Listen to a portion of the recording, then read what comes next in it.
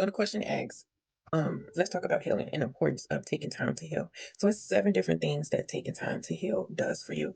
One is healing prevents burnout.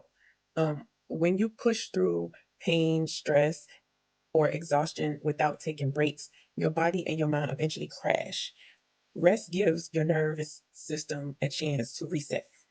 The second thing it does, it helps you break unhealthy patterns. So, unprocessed hurt often shows up in repeated behaviors like choosing the same type of relationship, reacting from old wounds, or avoiding your emotions. Healing lets us avoid, um, healing lets you understand the root, not just the symptoms of, why something happened.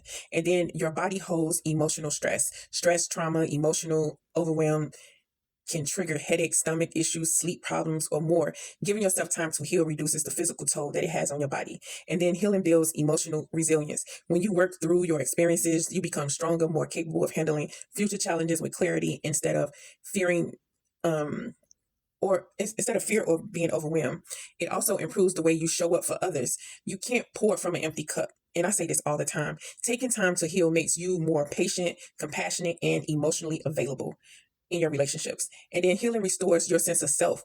Pain can distort how you see yourself. Healing helps you reconnect with who you are, your values, your strength, your worth. And then growth requires space. Just like wounds need time to close, your spirit needs time to process, reflect, regrow. And then healing gives you the space to, transform, not just survive. I know me after leaving my DV relationship, I took like a 3-year period of trying to find myself worth, figure out who I was again, and I had to relearn who I was as a woman, who I was as a person, to learn what I like, what I didn't like, and things I had to hold myself accountable for in that relationship. And I always say I'm very transparent, not holding myself accountable for what was done to me, but I also hold myself accountable for going back.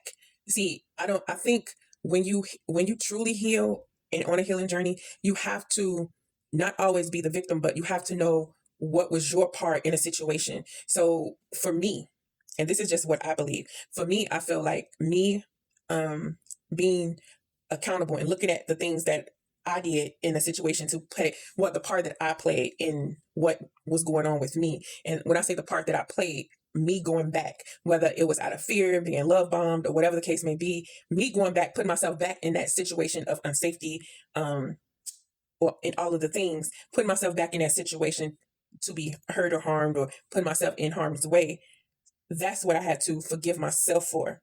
And so holding myself accountable for that part of it, that's what I hold myself accountable for. Now, the other things that happen, I don't hold myself accountable for that. So working through those things and realizing, um, learning to love myself, my self-worth, building myself back up, and then just allowing myself to heal from those things have made me a much better woman, stronger woman, more resilient, um, less tolerant of things that I will not, tolerate anymore. I can know, what red flags. I know myself first. So I know things I'm not going to deal with in a relationship, in a friendship, like all the things. So yes, I feel like you do need to take time to like heal for yourself and take time to yourself and get to know who you are and set those healthy boundaries. In your relationships, not just your, personal relationships, but friendships. Just in life in general, we all need healthy boundaries. It's good for your mental health, just good for yourself in general. But yeah, I hope some of this helped you.